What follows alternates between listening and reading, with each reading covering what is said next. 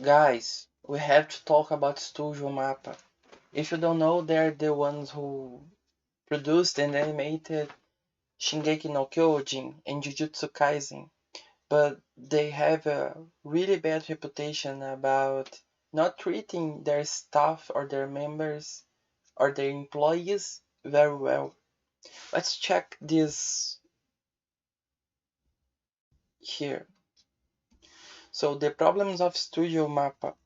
We regularly say that Studio MAPPA has several problems within their productions, so it's only fair to talk about them, especially on the day the studio completes 10 years of existence. So this was on June of this year. We won't reveal the names of the animators who said negative things about MAPPA with the utmost safety in mind. The beginning of the current MAPPA. The year was 2016 when MAPPA's founder Masao Maruyama left the studio. So that's already a bad sign, right? When the founder leaves the studio. Maruyama is a famous producer as he is the founder of the studio Madhouse. Also, Madhouse was famous for underpaying and overworking their employees. After seeing the problems they developed within the studio, he opted to leave and create the Maruyama Animation Produced Project Association, or MAPPA for the most intimate. Maruyama's goal was to escape the corporate restrictions that Madhouse was going through, giving him creative freedom to produce the anime he wanted, in whatever way he wanted. So he formed the studio MAPPA. So I think that's kind of the case when the headlines say, oh, they had creative differences. Maruyama brought together great artists and made several unique projects such as Sakamichi no Aporon and Terror in Resonance. I think it's Zankyo no Terror, right? Zankyo no Terror. It's that anime about terrorists, if you don't know. Punchline, directed by Yutaka Uemaru. Shingeki no Bahamut Genesis, directed by Keiichi Sato, and Garo Hono no Kokuin, directed by Yuichiro Hayashi, who made Sung-Hoo Park debut as the episode's director. So I've heard a lot good things about Sakamichi no Aporon and Zankyo no Terror. Um, I have heard not so many good things about Shingeki no Bahamut, but it's okay. And I don't know Punchline. Okay. Mappa was Masao Maruyama's dream, a place where he could do the things he liked, using his contacts to bring in strong directors and animators. The big problem was that Mappa grew, and now more and more business responsibilities were placed upon the studio, which prevented Maruyama from having that freedom. So he left the studio. He left the studio in the hands of one of his young but promising producers, Manabu Otsuka.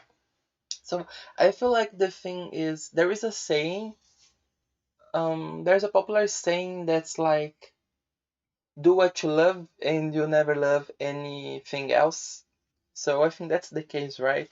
People who work in the anime industry, I feel like do it because they love it. Because it is an industry moved by fans, right? People who just love anime. But then when you work on it, then you have to deal with the budget and the shareholders and the public. So I don't feel like you can do it as lightly as you would like to, or with the freedom that you would like to when it turns into a business, right? It's really different to do something you love than when you have obligations, right? So Manabu Otsuka, a new era. When Manabu Otsuka took over Studio Mappa in 2016, we can say that it was a good year for the studio, as it was the year of Yuri on Ice, which got pretty famous pretty fast. This was an important project for the studio. There was a lot of faith that the project would be a success, and Mappa itself joined as one of the members of the production committee, which is also good, because then they make more money, right? Make no mistake, MAPPA was the last name of the production committee, meaning they were the least paid among the companies on the production committee, and yet they still were paid. And that was enough for Manabutsuka to open his eyes. The problem is, the production of Yuri on Ice was extremely chaotic. The deadlines for delivering the episodes were ridiculously short. It took a lot of outsourcing and outside help for the project to get delivered on time. We even had episodes that were completely different in the TV version compared to what was available on streaming platforms. Yeah, so here we have a comparison. But I think that's I heard a lot of stories like that, not just from MAPPA, but remember, even so, the anime gave money to MAPPA. Okay, so if you have watched what's the name? Something something Shirobako? Is it Shirobako? You've seen a lot of these, like they have to hire different staff members to draw. That's the experience I have just to watching this anime. And so mass production begins. The following is the number of projects taken up by MAPPA after 2016. So on 2017 they had 6 projects, which were Idol Wasteland, Shingeki no Bahamut, Kakegurui, Shokoku no Alter, Garo, and Inuyashiki. Half of this I don't know. Shingeki no Bahamut didn't have that great of a reception, but Kakegurui is pretty famous and pretty good. And Inuyashiki, also pretty famous, pretty good. In 2018, they made 2, Zombieland Saga and Banana Fish, both very good. In 2019, they take 8 projects, In the Corner of the World, Dororo, Kakegurui XX, Sarazan Mai, To the Abandoned Secret Beast, Grand Blue Fantasy, the animation season 2. So you can see that they have like half pretty good and respected and well-known shows, and the other half is just you've never heard of. 2020, they made Dorohedoro, Listeners, The God of High School, Mr. Love, Queen's Choice, Jujutsu Kaisen, Attack on Titan Final Season, Taisou Samurai, and Bokakyu Battery. So Jujutsu Kaisen, of course, you know it's just amazing, as well as Attack on Titan, right? And then on 2021, they are doing Heion Seidai no Ida Tentachi, Remain, Yasuke Zombie Saga, and Jujutsu Kaisen Zero. The consequences of overproduction. So, Studio Mappa became the complete opposite of what Maruyama wanted. Masao Maruyama wanted the studio to produce works focused on the creativity of his collaborators, giving space and freedom for everyone's skills to flow. But that's no longer what Mappa seeks. While their projects are still crammed with talented people, they don't have a positive environment in which to develop their skills due to the stressful schedules the studio accepts.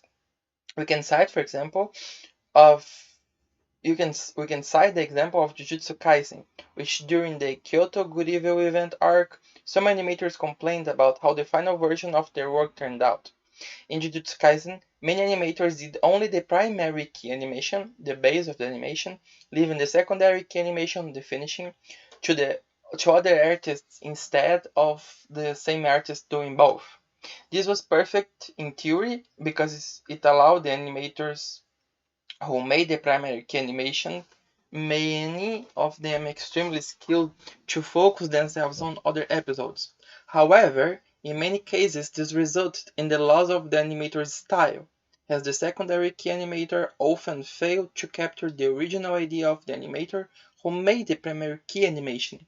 The good animation was maintained, but the freedom of many of the project's artists was compromised in the process. I feel like this is the case of they want to do perfect, but in reality you have to do the best you can in the time and budget that you have, right? Furthermore, it would be impossible to produce everything in-house, so MAPPA outsourced many of its projects. Shokoku no Alter, and Gato and idle incidents were heavily outsourced. So outsourced to mean people from outside the studio did some drawings, right? With the animation of several episodes done in other studios. Okay, so yeah, that's it. To The Abandoned Sacred Beasts was heavily outsourced to the studio Dr. Movie or DR Movie. I don't know. I have never heard of this studio before. Even the episodes produced in-house by MAPPA had a strong participation from this studio, making the project almost a co-production. Outsourcing is not new in the industry, as it's not uncommon, but many times the outsourcing done by the studio was virtually useless. We can cite the case of Banana Fish as an example. Banana Fish's production broke down heavily towards the middle of the anime, up to its final stretch. Initially, the project would not have outsourced episodes, but that lasted until episode 20, which had to be outsourced. The big problem is that it was a completely useless outsourcing. The episode was hell, having 4 episode directors and 24 animation directors. That's a lot. The misfortune is that even though the episode was outsourced to the Doctor Movie, 17 of these animation directors were from the project's in-house team, one of them being the anime director himself, Hiroku Tsumi. What's the purpose of outsourcing an episode in order to take the weight of the main staff if you still put the main staff to finish the episode? On top of that, even the director would have to get involved as an animation director, something she wouldn't have time to do.